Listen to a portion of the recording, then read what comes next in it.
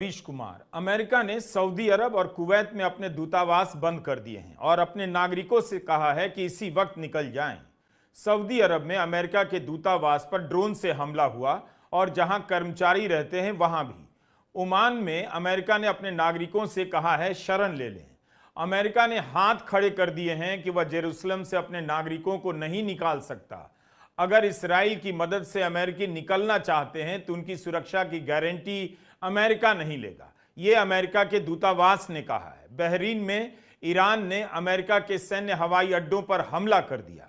हमले से पहले अमेरिका ने अपने बेड़ों को हटा लिया था, लेकिन तब भी उस अड्डे की बर्बादी अमेरिका को रास नहीं आएगी और उसकी साख को गहरा धक्का पहुंचेगा। बहरीन से खबर है कि वहां की शिया आबादी सड़कों पर उतरकर ईरान के समर्थन में नारे लगा रही है। बहरीन में विद्रोह की हालत हो गई है। अमेरिका के 9 सैनिक अड्डे 5th फ्लीट पर ईरान के हमले का वहां स्वागत हो रहा है। जश्न मनाने वालों की गिरफ्तारी की खबरें आ रही हैं। अमेरिका ने अपने मुल्क से बाहर कतर, बहरीन और संयुक्त अरब अमीरात में विशाल सैनिक अड्डे बनाए थे, लेकिन इसके बाद भी वह ना तो ईरान से अपनी रक्षा कर पा रहा है, ना इन देशों की रक्षा कर पा रहा है। कुवैत के सैनिक अड्डों पर ईरान के हमले में अमेरिका के 6 सैनिक मारे गए। ईरान ने अरब देशों पर धुआंधार हमले किए हैं, मगर जवाब में अरब देशों ने ईरान पर हमला नहीं किया। हमले के चौथे दिन इस बात पर हैरानी जताई जा रही है, लेकिन इसका जवाब इस बात में मिलता है कि अरब देशों की जमीन पर अमेरिका के बड़े बड़े सैनिक अड्डे किस काम के। अमेरिका उनकी जमीन से लड़ रहा है तो हमला अरब देश क्यों करें। उन्हें इस बात की चिंता भी होगी कि अमेरिका उनकी रक्षा नहीं कर पा रहा। अरब देशों की एक और चिंता होगी, खामेनेई की शहादत के बाद उनके यहाँ की शिया और सुन्नी आबादी मिलकर उनकी राजशाही के खिलाफ ना हो जाए। अगर ऐसा हो गया तो उन्हें ईरान के साथ साथ अपने देश के भीतर ईरान के असर से भी लड़ना होगा। ईरान शुरू से ही अरब देशों की राजशाही को टारगेट करता रहा है और कहता रहा है कि इस्लाम में इस तरह की कोई व्यवस्था नहीं।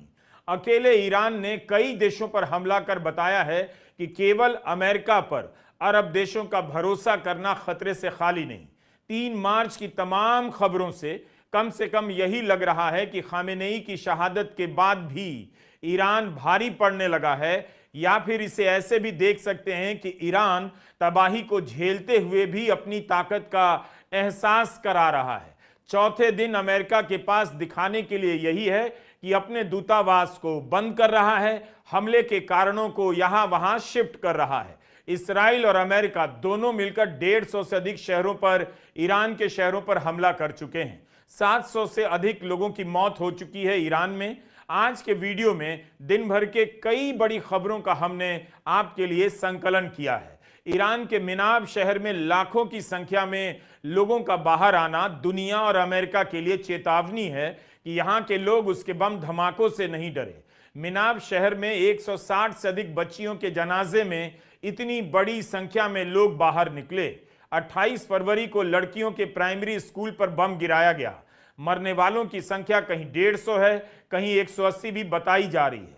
ईरान के विदेश मंत्री आरागची ने लड़कियों की कब्र की तस्वीर भी ट्वीट की और कहा कि यह उन 160 मासूम बच्चियों की तस्वीर है जिनकी हत्या अमेरिका और इसराइल की बमबारी ने की। इन सभी बच्चियों के जिस्म के चिथड़े उड़ गए। मिस्टर ट्रंप ईरान की जनता को बचाने का दावा कर रहे थे, वह गजा से लेकर मिनाब तक ऐसा दिख रहा है और कब्र की तस्वीर दिखाते हैं। अमेरिका के कैलिफोर्निया राज्य के गवर्नर गेविन न्यूसम ने सवाल पूछा है कि इसराइल के बम हों या अमेरिका के बम बच्चियों के स्कूल पर क्यों गिराए गए। ऐसा कर अमेरिका के सैनिकों और नागरिकों को रिस्क में डाला गया है। यूनेस्को ने इस हमले को मानवीय कानून का उल्लंघन बताया है। संयुक्त राष्ट्र ने इस मामले में जांच के आदेश दिए हैं। इस घटना पर पश्चिमी मीडिया में भले चुप्पी हो, लेकिन इसने ईरान को एकजुट कर दिया है। मिनाब में बच्चियों की हत्या को गजा से जोड़ा जा रहा है। अगर कोई भी शिया समुदाय के जीवन में शहादत की संस्कृति और उसके प्रति भावनात्मक लगाव को जानता है, वह यह समझता है कि अमेरिका ने बहुत बड़ी गलती कर दी। उसने आने वाले लंबे समय के लिए खतरा मोल लिया है। बच्चियों के स्कूल पर हमला क्यों किया गया? प्राइमरी स्कूल की बच्चियां थीं। इसका जवाब आपको गजा से मिल जाएगा, लेबनान से मिलेगा, जहां पर इसराइल ने स्कूल और अस्पतालों को निशाना बनाया, बड़ी संख्या में डॉक्टरों को मारा, पत्रकारों को भी।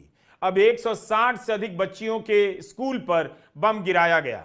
याद रखना चाहिए कि ईरान इसराइल से 75 गुना बड़ा है। ईरान के विदेश मंत्रालय ने फिर से कहा है अमेरिका से कोई बातचीत नहीं होगी। जो दिख रहा है वह यही कि खाड़ी के देशों में हवाई जहाज का उड़ना बंद है, तेल का उत्पादन बंद है, सप्लाई पर असर है, उन पर हमला हो रहा है और ट्रंप पीछे हटने के लिए तैयार नहीं। ईरान ने बातचीत से मना कर दिया है। नमस्कार, मैं रवीश कुमार।